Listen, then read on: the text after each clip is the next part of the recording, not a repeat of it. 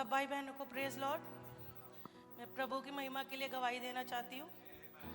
अभी पिछले दिनों मेरी सिस्टर की तबीयत खराब थी, बस उनको सर दर्द था और वो घर में थी। हम लोग चर्च आए हुए थे और भाभी की बेटी उनके साथ थी, छोटी है वो भी। और शाम को भैया घर आए ऑफिस से और भाभी भी आए।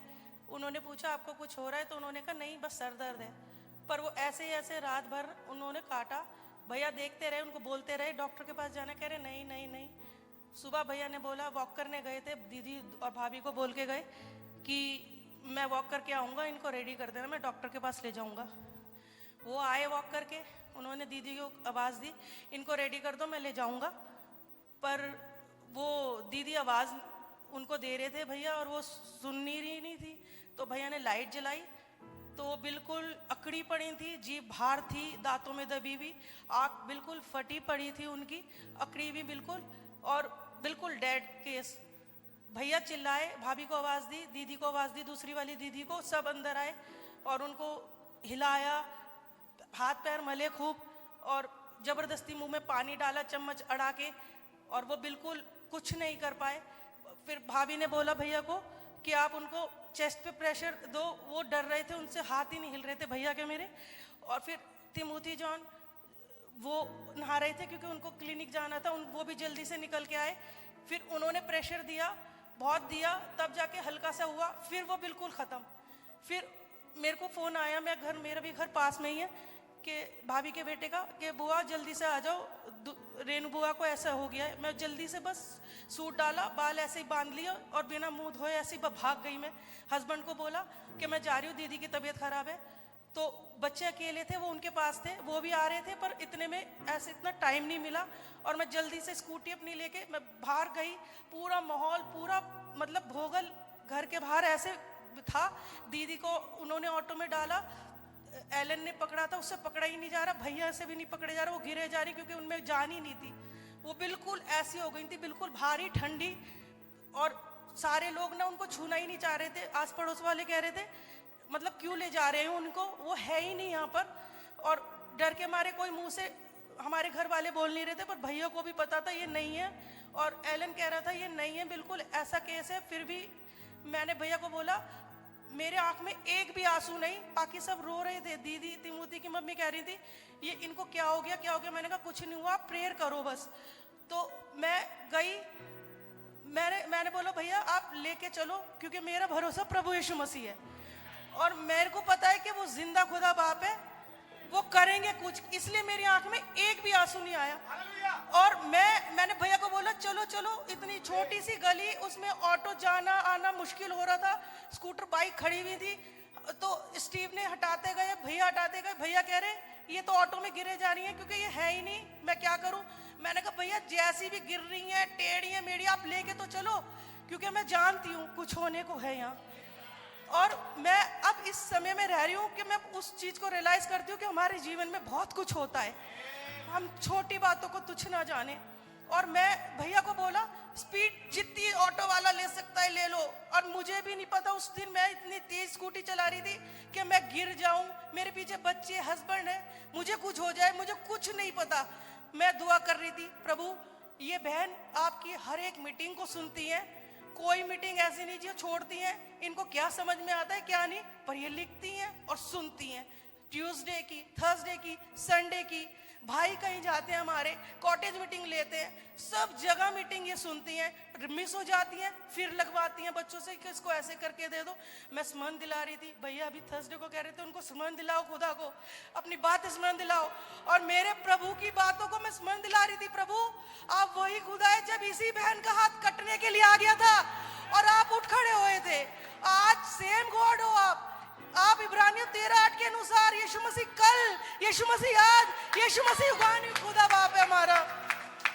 और प्रभु ने कैसे वो जल्दी से ऑटो पहुंचा इमरजेंसी में, और मेरी यही दुआ थी प्रभु, जैसे आपने हमारे नबी से बोला, हे खुदा इससे पहले कि डॉक्टर इन्हें छुए आप छू ले देना प्रभु। और मेरी बहन को जल्दी से भैया ने स्ट्रेचर पे डाला और ले गए, और अंदर ले गए इमरजेंसी में।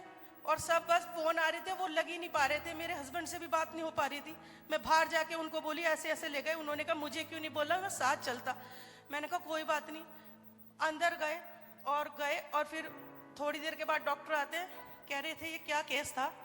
हमने कहा क्या हुआ डॉक्टर साहब, कह रहे तो थी नहीं, और जो थी भी तो ये कॉमा में चली जाती।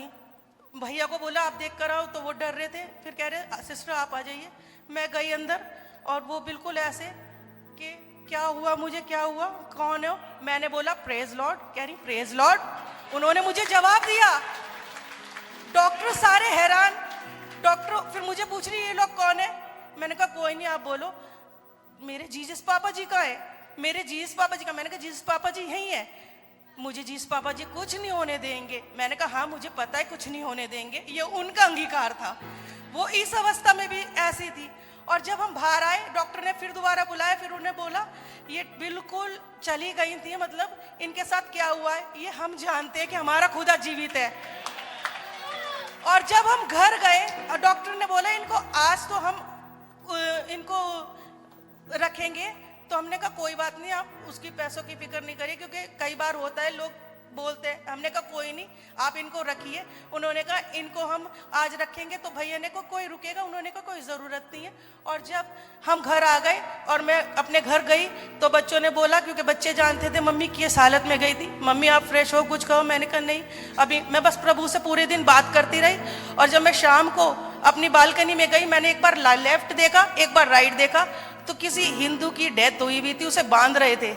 और तब मेरे को प्रभु ने वो स्मरण दिलाया कि मूसा के समय में जहां टोकन था, प्रभु ने उसको बचाया और उधर मृत्यु आई। मैं शाम को घर गई भैया के पास। मैंने कहा भैया ऐसे ऐसे बात हो गई पड़ोस में। उन्होंने कहा मुझे किसी और ने बताया आके उसको ऐसे हो गया। और सेम जो मेरी सिस्टर को हुआ था सेम उसको हुआ, पर वो नहीं बचाया गया, ये बचाई गई, क्योंकि यहाँ लहू है। हम जीवित खुदा की जीवित कलीसिया है। अपने प्रभु को कभी ना भूले। और तब मेरे भैया ने एक बात और बोली थी। मेरे भैया ने बोला कि घर में मेरे को सोनिया बोलते हैं, सोनिया दीदी को स्ट्रेचर पे रखने से पहले वो 2 बार ना ऑटो रुका तो ऊ करा। तब मैं प्रभु से कह रही प्रभु यहाँ कुछ घटाया, आप मुझे बताया। मैं बहुत परेशान थी। प्रभु ने बोला क्योंकि तुमने कहा था ना इससे पहले डॉक्टर छुए, स्ट्रेचर पे भी नहीं आई वो, मैंने उन्हें छू लिया था, मैंने उन्हें जीवन दान दिया। प्रभु का नाम मुबारक हो। हमारे प्रभु जीवित खुदावन आसमानी है। हम प्रभु को कभी ना छोड़े, क्योंकि हमारा प्रभु हमें नहीं छोड़ता है। और वो मेरी बहन यहाँ आई हुई है।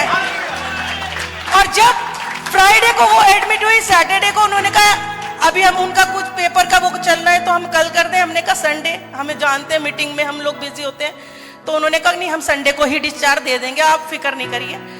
और जब वो घर आई फ्रेश हुई, फिर से उन्होंने मीटिंग सुनी 4 बजे की। प्रभु को नाम मुबारक हो, बिल्कुल चंगी है। प्रभु हमारा चंगे करने वाला है। प्रभु अभी हमें चंगाई दे रहे थे, अब मुर्दों को जिला रहे हैं और अब बॉडी चेंज का समय है। प्रभु का नाम मुबारक हो। सारा आदर, सारी महिमा, सारा धन शक्ति भक्ति के योग्य वत क्यों मेमना है। God bless you. Hallelujah, hallelujah, glory to God, hallelujah. खुदावन हमारे जिंदा खुदावन है। आमेन। आए मौत तेरा डंक कहां है, कब्र तेरी फतेह कहां। आमेन। प्रभु के नाम की तारीफ हो इस महान गवाही के लिए।